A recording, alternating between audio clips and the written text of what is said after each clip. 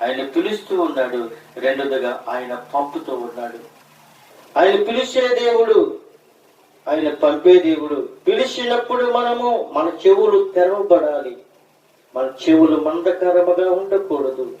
మన చెవులు తెరవబడినట్లయితే ఆయన పిలుపు మనకి వినబడుతూ ఉంది. మన చెవులు ఎప్పుడైతే మూసుకుపోతాయో అప్పుడు ఆయన మాటలు మనకి వినబడవు.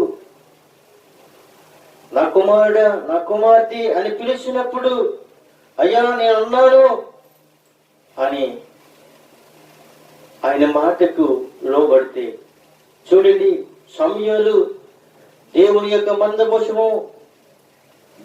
మందసము దగ్గర ఆయన పడుకున్నప్పుడు సమూయేలుతో దేవుడు 3 సార్లు మాట్లాడాడు. సమూయేలు అని పిలిచాడు. అయ్యా అని ఏలీ దగ్గరికి